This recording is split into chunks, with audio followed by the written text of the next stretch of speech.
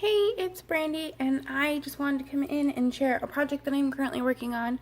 Some dear friends of mine and my husband's are getting married, and our wedding gift to them is for me to make their wedding invitations.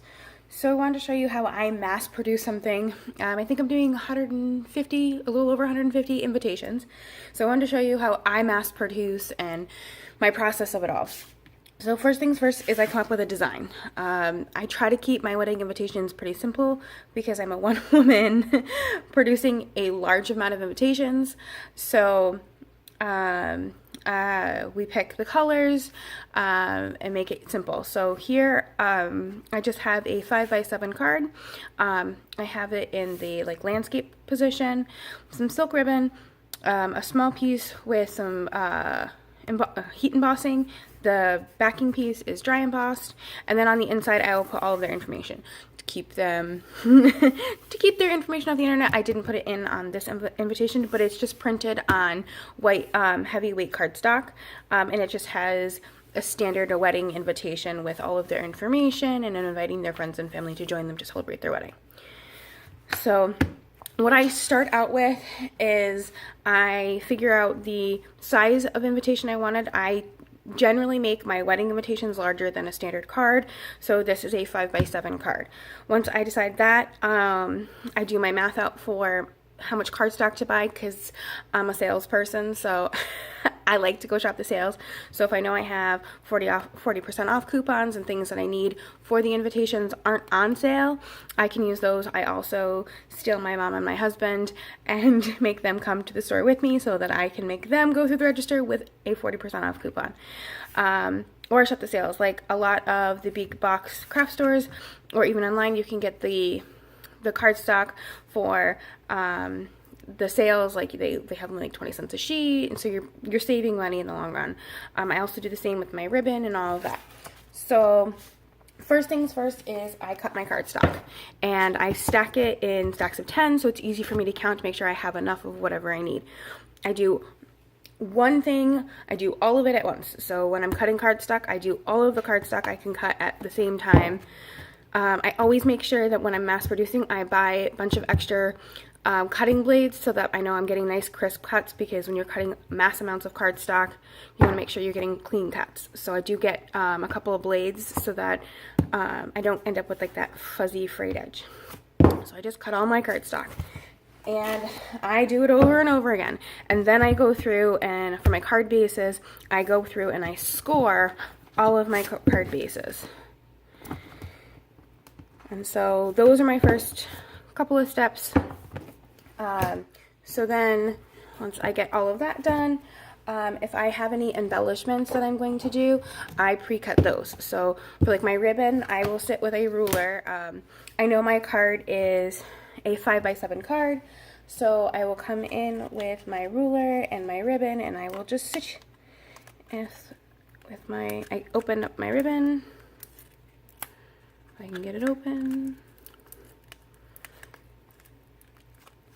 And it's gonna fight me.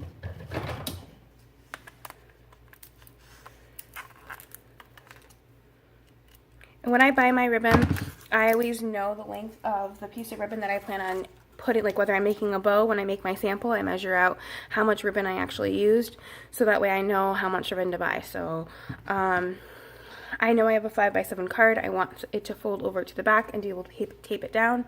So I'm going to cut it a little bit bigger. So I'm just going to cut it a little over 8.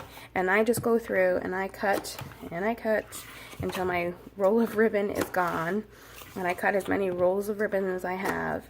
So I get all my embellishments done. And then when I go into doing my dry embossing or my die cutting, I get all of that set, and then I need to bring in my die cutting machine. So I have just my Big Shot. So my next step will be to set so that I'm not switching like my platform and tabs for a waffle die versus an embossing folder. I do all of the same step at the same time. So I'm going to set up my embossing folder. I'm going to go through my stack of cardstock one at a time, line it up, make my sandwich,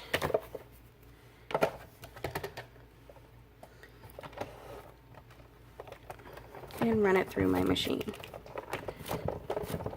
I usually do this on my cutting area where I store my my Big Shot.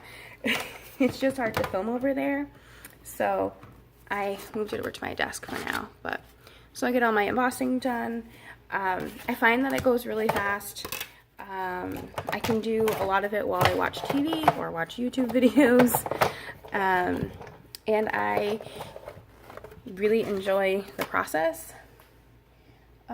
For this particular one, I have dry embossing and I have die cutting, so I go through, if I can take advantage of my scrap pile, I always do. So like for all of the die cutting that I have to do with these little rectangles that are on the front, I go through and I find all of my, because I always buy the same white cardstock, so all my scraps are the same white cardstock.